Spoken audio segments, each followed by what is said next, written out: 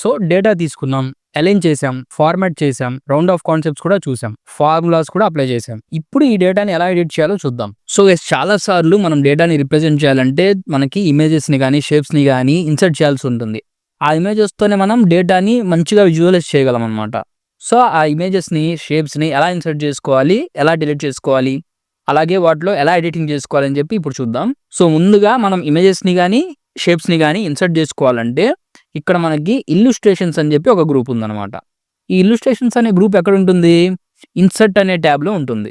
ఈ ఇన్సర్ట్ అనే ట్యాబ్లో ఇల్లుస్ట్రేషన్స్ అనే గ్రూప్లో మనకి ఇమేజెస్ అండ్ షేప్స్ని ఇన్సర్ట్ చేసుకునే ఆప్షన్స్ ఉంటాయి అనమాట.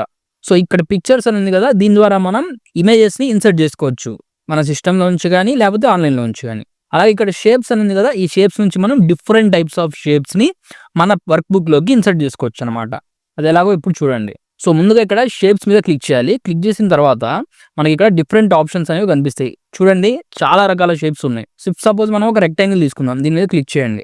సో మనకి ఇక్కడ ప్లస్ సింబల్ వచ్చింది. దీని మీద ఇక్కడ ఎక్కడ కావాలంటే అక్కడ క్లిక్ చేసి మనం ఇలా డ్రాగ్ చేసుకోవచ్చు. డ్రాగ్ చేసుకుంటే ఏమవుతుంది, మనకి ఆ షేప్ అనేది ఇన్సర్ట్ అవుతుంది.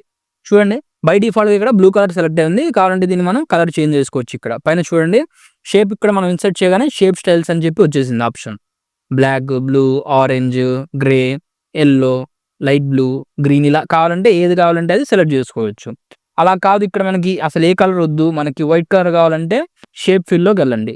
షేప్ ఫిల్లోకి వెళ్ళి ఇక్కడ నో ఫిల్ అయినా సెలెక్ట్ చేయొచ్చు, ఆర్ ఎల్స్ ఇదే షేప్ ఫిల్లో వైట్ సెలెక్ట్ చేసుకోవచ్చు. వైట్ సెలెక్ట్ చేస్తే ఏమవుతుందంటే ఈ రెక్టాంగిల్ లాగా మనకు కనిపించి ఈ వైట్ బాక్స్ కనిపిస్తుంది, ఐ మీన్ మొత్తం వైట్ కనిపిస్తుంది.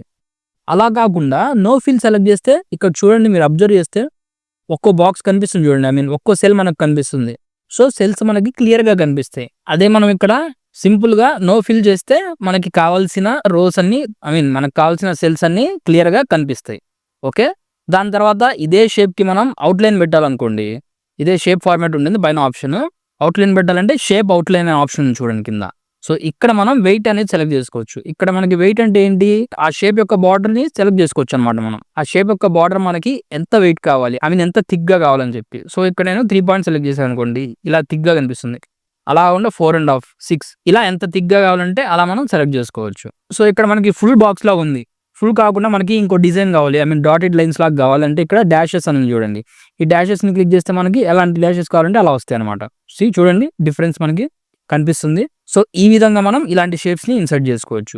ఈ షేప్స్ ద్వారా మనం హైలైట్ చేసుకోవచ్చు అనమాట డేటాని. సో ఇక్కడ మనం only first name and last నేమ్లో కొన్ని నేమ్స్ని హైలైట్ చేయాలనుకుంటున్నాను, ఐ మీన్ మహేష్ అండ్ సురేష్ని. సింపుల్గా నేను ఇక్కడ డ్రాగ్ చేస్తాను దీన్ని.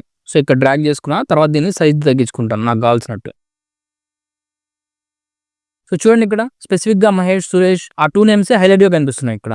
సో ఈ విధంగా మనం షేప్స్ని ఇన్సర్ట్ చేసుకోవచ్చు. దీన్ని డిలీట్ చేయాలనుకోండి, సింపుల్గా షేప్ని సెలెక్ట్ చేసుకోండి. సెలెక్ట్ చేసుకున్న తర్వాత కీబోర్డ్లో డిలీట్ క్లిక్ చేయండి. డిలీటెడ్, రైట్, డిలీట్ అయిపోయింది. అదేవిధంగా ఇమేజెస్ని కూడా మనం ఇన్సర్ట్ చేసుకోవచ్చు. దానికోసం కూడా మనం ఇన్సర్ట్లోకి వెళ్ళాలి.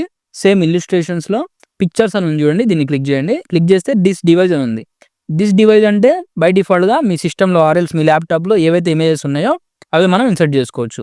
నేనైతే దీన్ని క్లిక్ చేశాను. క్లిక్ చేస్తే మనకి ఫోల్డర్స్ అనేవి ఓపెన్ అవుతాయి. నేను ఇక్కడ సింపుల్గా డిజిటల్ బిలియనర్ ఉంది కదా, ఈ లోగోని ఇన్సర్ట్ చేసుకుంటున్నాను. సో బై డిఫాల్ట్గా మనకి లోగో ఎంత పెద్దగా ఇన్సర్ట్ అవుతుంది అనమాట.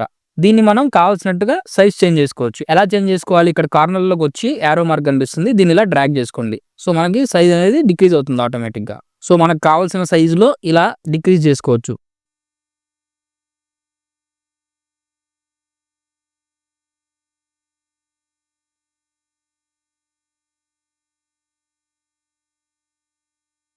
సో ఇక్కడ చూడండి, స్టూడెంట్ రికార్డ్ పక్కన చిన్నగా మన డిజిటల్ బిలియన్ లోగో అయితే నేను పెడుతున్నాను.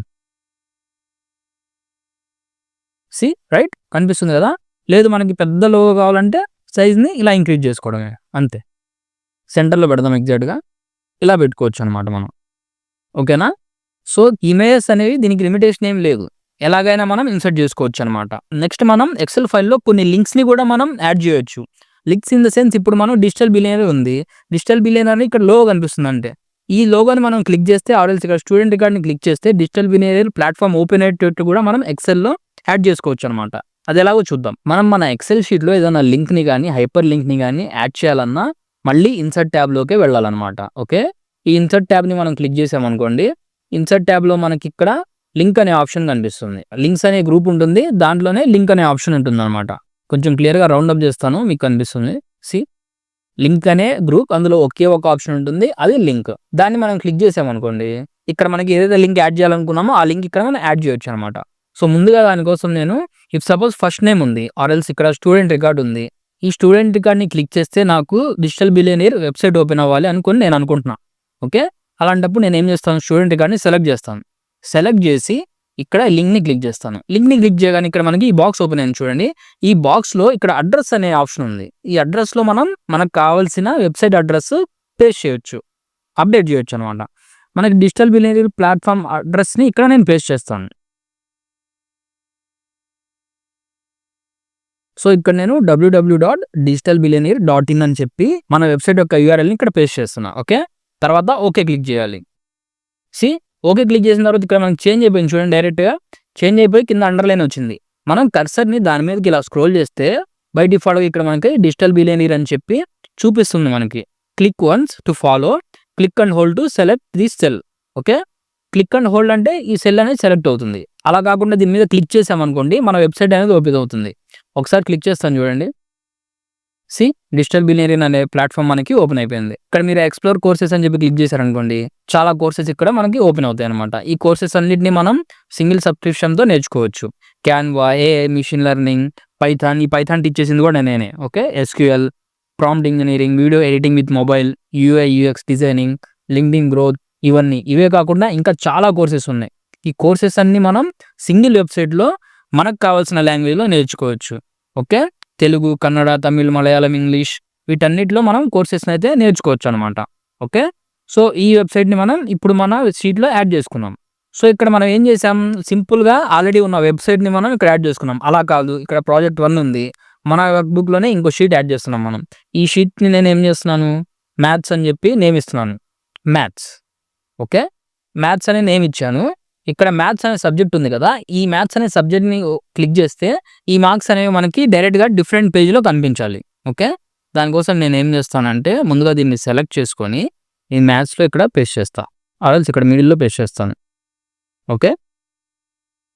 జూమ్ చేస్తాను ఆగండి మీకు క్లియర్‌గా కనిపించడం కోసం. ఓకేనా?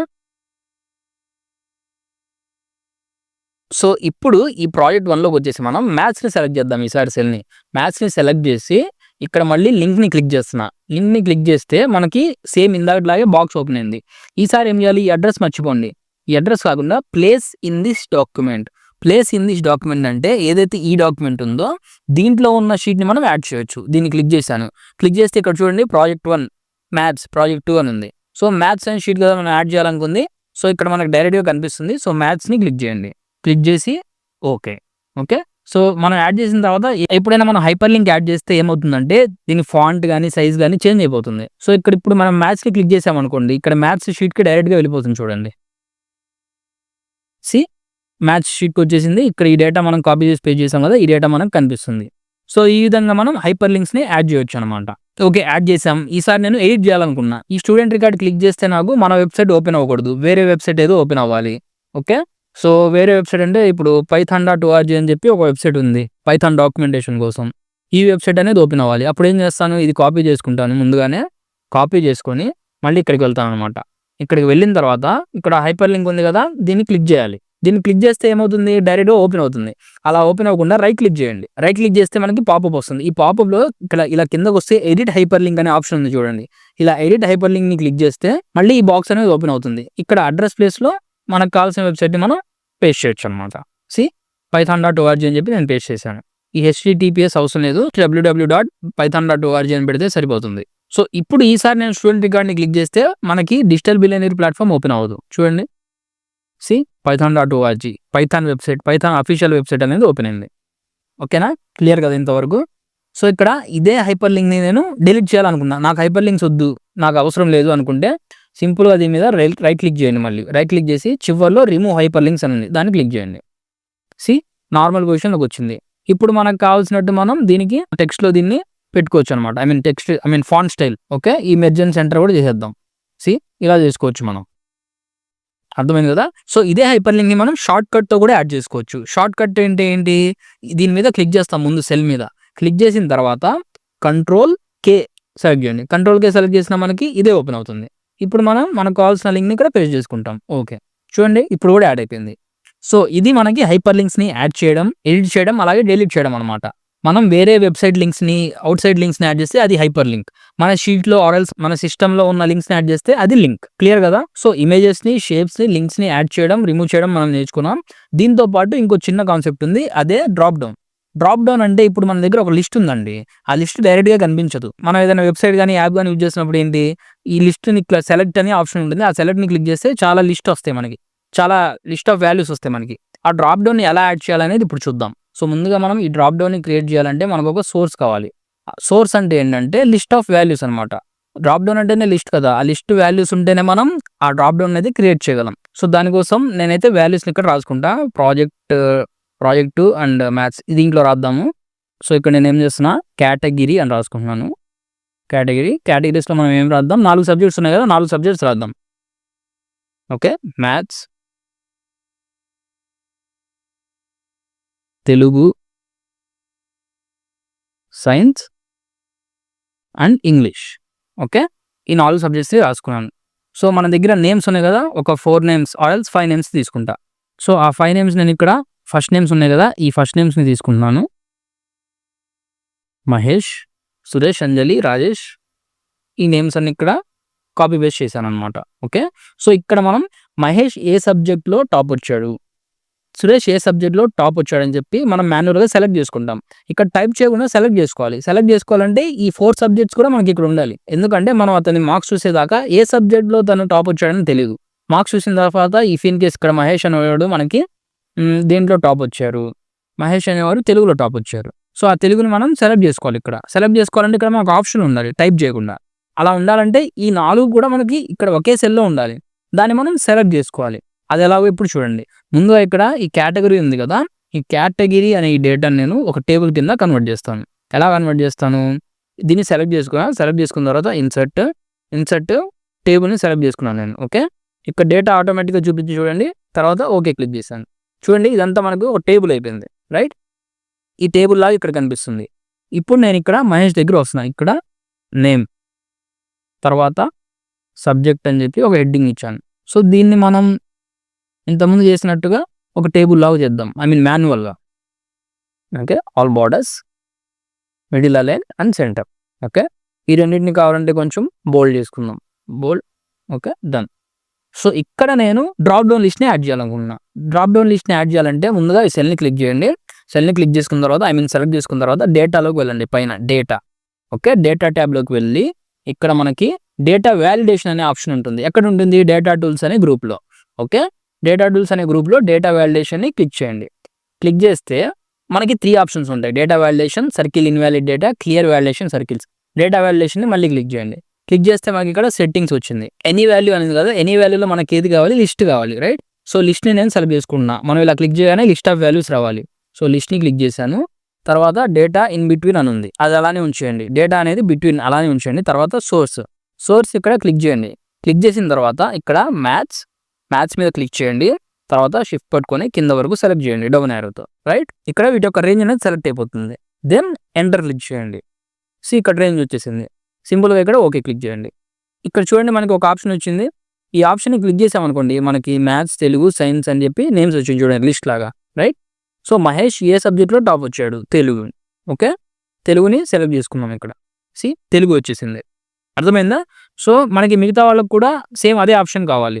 అప్పుడు ఏం చేస్తాం? సింపుల్‌గా దీన్ని కాపీ పేస్ట్ చేసుకోవచ్చు. కంట్రోల్-C అన్నీ సెలెక్ట్ చేసుకున్నాం. కంట్రోల్-V దీన్ని ప్రతిదాన్ని క్లిక్ చేసినప్పుడు ఇప్పుడు చూడండి ఇక్కడ ఆప్షన్స్ వస్తాయి మనకి. మహేష్ దేంట్లో టాప్ వచ్చాడు? తెలుగు. సురేష్ దేంట్లో టాప్ వచ్చారు? సైన్స్. అంజలి ఇంగ్లీష్‌లో టాప్ వచ్చింది. తర్వాత రాజేష్ మ్యాథ్స్‌లో టాప్ వచ్చారు. ముబీన్ కూడా తెలుగులో టాప్ వచ్చాడు. ఓకే. ఇలా మనం కేటగిరీస్‌ని యాడ్ చేసుకోవచ్చు డ్రాప్ డౌన్ లిస్ట్ ద్వారా. ఓకేనా? సో, ఇదన్నమాట. లింక్స్‌ని, హైపర్ లింక్స్‌ని యాడ్ చేయడం, రిమూవ్ చేయడం, అలాగే షేప్స్‌ని, ఇమేజెస్‌ని యాడ్ చేయడం, రిమూవ్ చేయడం, అలాగే లిస్ట్‌ని యాడ్ చేయడం, డ్రాప్ డౌన్ లిస్ట్‌ని యాడ్ చేయడం. సో, వీటి గురించి ఈ మాడ్యూల్‌లో మనం తెలుసుకున్నాం. ఇదే కాకుండా నెక్స్ట్ మాడ్యూల్ కోసం మనం కొంత డేటా అయితే కలెక్ట్ చేసుకోవాలి. ఆ డేటాని మనం ఒక షీట్ నుంచి ఇంకో షీట్‌కి ఆర్ ఎల్స్ ఒక సోర్స్ నుంచి ఇంకో సోర్స్‌కి ఎలా కలెక్ట్ చేసుకోవాలి, ఎలా కాపీ చేసుకోవాలి అనేది కూడా ఈ మాడ్యూల్‌లోనే చూద్దాం. ఈ మాడ్యూల్‌లో మనం చూసి డేటాని రెడీగా చేసుకుంటే నెక్స్ట్ మాడ్యూల్‌కి అది యూజ్ అవుతుందన్నమాట. సో, వేరే ఎక్సెల్ ఫైల్ నుంచి మన ఎక్సెల్ ఫైల్‌లోకి కొంత డేటా అయితే మనం ఇప్పుడు కాపీ చేసుకుందాం. దానికోసం నేను ఆల్రెడీ ఒక ఎక్సెల్ ఫైల్‌నైతే క్రియేట్ చేశాను. ఎక్సెల్ వర్క్ బుక్‌నైతే క్రియేట్ చేశాను. దాంట్లోంచి మనం కాపీ చేసుకుందాం. సో, ఫైల్‌లోకి వెళ్ళి ఓపెన్ అని క్లిక్ చేస్తాను. ఓపెన్. తర్వాత బ్రౌజ్ కేటగిరీలోకి వెళ్ళి ఇక్కడ డెస్క్‌టాప్‌లో మన ఫైల్ ఉంటది. ఆ డెస్క్‌టాప్‌లో ఎగ్జాంపుల్ ఉంది. ఎగ్జాంపుల్ ఫైల్‌ని ఓపెన్ చేసుకున్నాను. ఇక్కడ చూడండి ఇవన్నీ ఒక కంపెనీలో ఎంప్లాయీ డీటెయిల్స్ అనమాట. ఈ డీటెయిల్స్‌ని మనం కాపీ చేసుకొని మన వర్క్ బుక్‌లోకి అయితే పేస్ట్ చేసుకుందాం. సో, సింపుల్‌గా మన వర్క్ బుక్‌ని ఇలా ఓపెన్ చేసుకుందాం. సో, మన వర్క్ బుక్‌లో ఒక కొత్త పేజ్‌ని తీసుకుంటాను. ఒక కొత్త షీట్‌ని తీసుకుంటాను. కొత్త షీట్‌ని తీసుకొని ఇక్కడైతే పేస్ట్ చేసుకుందాం. ఓకే. జూమ్ చేస్తాను చూడండి. మీకు క్లియర్‌గా కనిపిస్తుంది. సో, దీన్ని మనం కొంచెం ఫార్మాట్ చేద్దాం.